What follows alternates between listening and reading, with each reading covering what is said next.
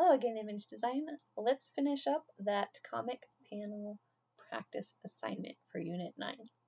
So we have our cat and we have our background, and we were able to remove the background from the cat and put it on this new background. We've resized the cat and we moved it around the image. In order to have a comic though, usually there's some form of text, and the text is usually located on a speech bubble so that it's easier to read. Because if I just wrote text on these trees right here, it would be kind of distracting. So let's draw a speech bubble. Let's go ahead and start by making a new layer. Click the foreground layer so that it shows up above this one. New layer.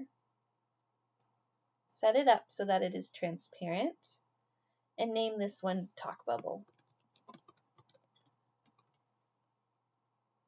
Click OK. Also make sure that your opacity is set to 100. So now I have a new layer called Talk Bubble. Select that layer if it's not already selected. And let's draw a selection for a speech bubble. We'll do that by combining two different tools. First, grab your ellipse tool. That's the one that looks like an oval. And draw an oval on your page. I'm going to zoom in so that we can see it a little better. Although it's still kind of hard, but you can see that here. Here's my oval. Now we need a tail for our speech bubble so that it looks like the cat is talking and not just the random trees. Grab the Paths tool. It looks like this. It might be hard to see on the symbols, but it's 3 white dots, and then it looks like a little, like a Cheez Whiz can or something right next to it, connected by a line. Either way, when you hover over it, it'll say Paths tool. Click that next. Notice, and it's kind of hard to see, that my ellipse selection is still here. We are going to click inside of the ellipse just a little bit. Then you'll click out towards the cat and then back inside of the ellipse.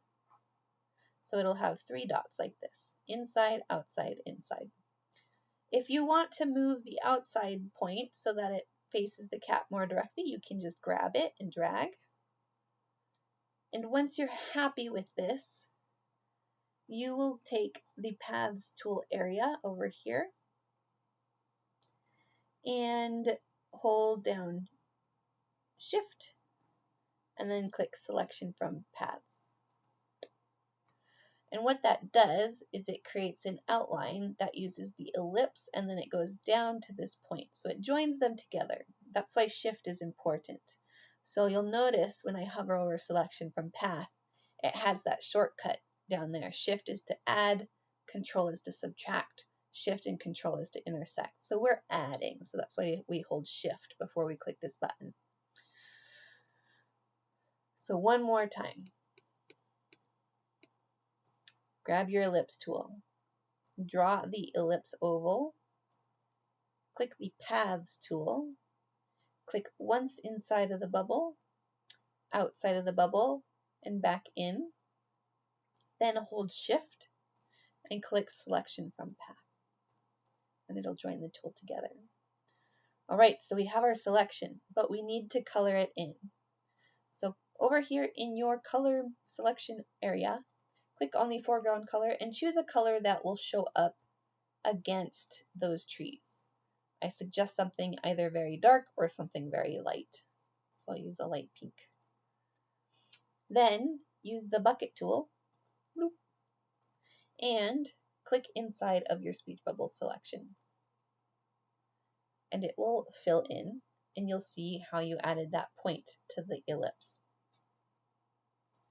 All right, so I've got my speech bubble selected. I can now unselect it by clicking Select None. And we need some words. So what is our cat going to say, and how will they say it? We can use the Text tool, which looks like the letter A, to write some text for our cat to say. With the Text tool selected, click inside of the bubble and drag the corner of the selected area so that it fits inside of this space. Figure out something for your cat to say. Hi. Let's just do that. Hi, I am a cat. Oh no, we can't see this. Why can't we see this? It's because if you look over here, the color is set to be the same color as the background of our speech bubble. So grab what you've written so far and take this and change it to black. All right, so now we can see it. If you can't see it, if you try to change that and it doesn't change, one trick that I found is that you have to select everything and then click this little button right here. If I hover over it, it says clear style of selected text. Whoop. And then it'll let you change the color over here. And so choose a color in the text formatting area, and it'll automatically change over here too. Something I'm also noticed is that the text is kind of too big, so I can resize this so that it shows up better. But you can also resize it by changing the size over here. So maybe I want this set at 50. Or for me, that's too small. So I'm going to go back to maybe 100 pixels. Once you figure out a size that you like, then you can click enter. The other thing that you can change in the text area is the font style. And so right now it's set to Gabriola, but maybe I like Garamond. Or maybe I like something a little more old-fashioned, so I'm going to click Bodoni. Notice that as I change the font, it'll also change the size, so perhaps it's a good idea to change the font beforehand. So I'm going to change the size. Let's do 70. The last thing that you should be able to change over here is the justify option. And that just shows where the text is going to be aligned. So here we're justified left. This is kind of your normal reading style. Right and center. Choose the one that you like the best. If you ever need to go in and fix some of the text,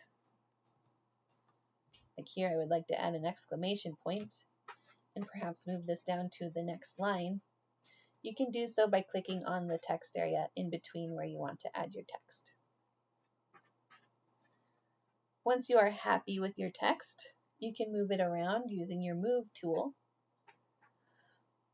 Whoop. Oh no!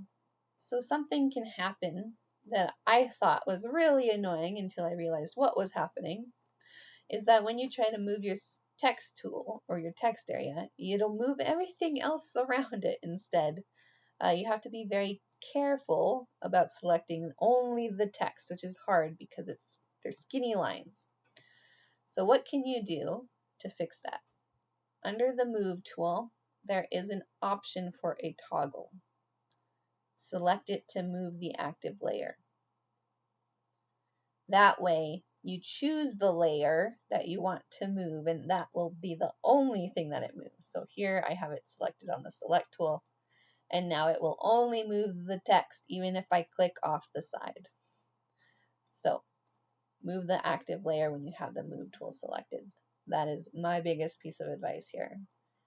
All right, so I've got this. I placed it well. I'm going to zoom out. Oh, look, hi, I am a cat.